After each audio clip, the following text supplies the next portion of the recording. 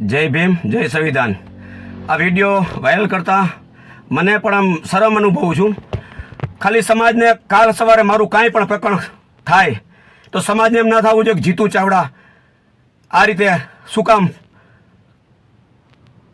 દુનિયામાં નથી. એનો મતલબ એનું મેઇન કારણ એક છે, જીતુ ચાવડા હારતો નથી. કરોડનું દેવું હતું તોય નથી હાર્યો. મારી ઉપર વર્ષ દિવસની સજા છે કોર્ટમાં. કોર્ટની વર્ષ દિવસની સજા. જો હું ખોટા કામ કરતો હોય તો મારે હરેક મોટા નેતા હારે સંબંધ છે, હરેક કંપનીઓ હારે સંબંધ છે. મેં લાખો રૂપિયા કરોડ રૂપિયા બનાવ્યા હોય તો મારો આ સમય ના હોય. મેં ક્યારેય ખોટું કર્યું નથી. બાબા સાહેબની સોગંદ કરીને કહું છું, મારી ઉપર એફઆઈઆર થઈ, 3 એફઆઈઆર થઈ. અમે જમીન લીધી ભાગમાં, વિવાદી કોર્ટ મેટર હાલતી હોય, વિવાદી હોય જમીનમાં, છતાં પણ police, Jamnagar police PI Sheikh personally 2 વર્ષથી અમે જમીન લીધી. 2 વર્ષમાં કાંઈ નહોતું, જમીન અમે વાવતા હતા, બધું હતું.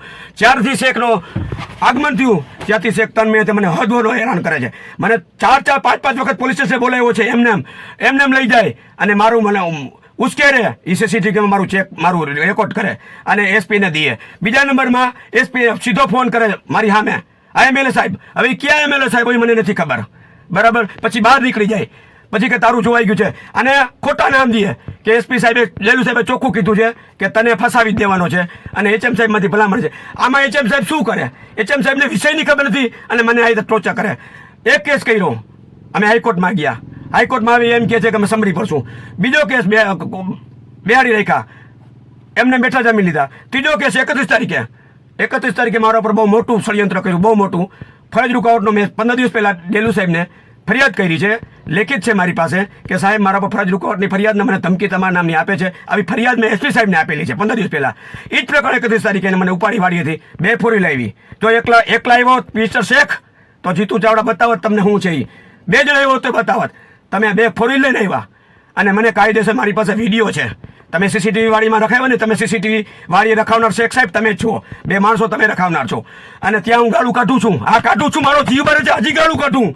મને તમે ફૂલ ટોર્ચર કર્યું છે.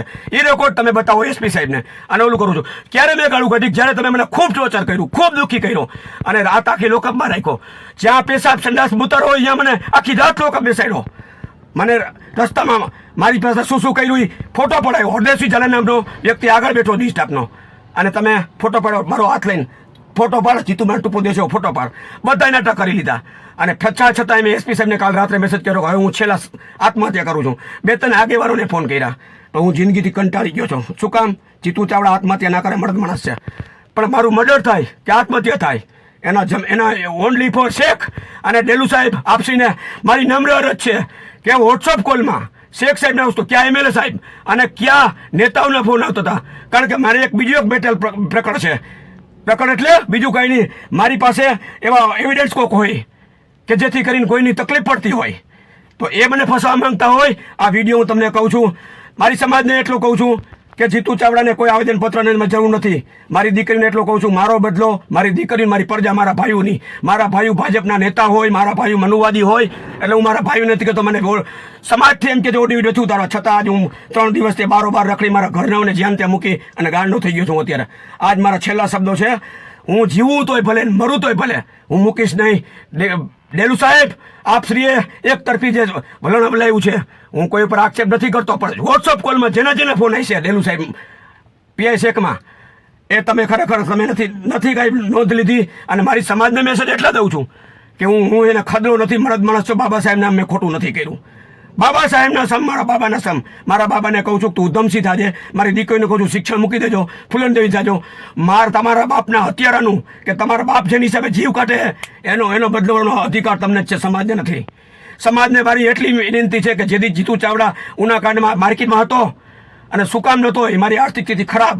મેં ખોટું નથી કર્યું, આર્થિક સ્થિતિ ખરાબ. મેં કોઈ કુંડારામાં ચીટિંગમાં ભાગ નથી કર્યો, ખરાબ.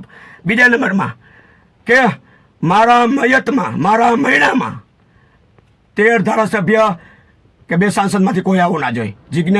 જિજ્ઞેશને છૂટ, બાકી કોઈ નહીં, ખદડા કોઈ નહીં. સમાજના જે માણસો મારી સમસ્યા હતા મારી સમાજને જોઈ છે, બસ મારી એટલી નિમંત્રી છે મારી સમાજને કે મારી સમાજ. કારણ કે એક મોટા એસપી સાહેબ આપે એવું કીધું છે, મારા પરિવારમાં કોઈને કીધું હશે કે નેતા થવું છે. જીતુને નેતા નહોતો, નેતા હતો.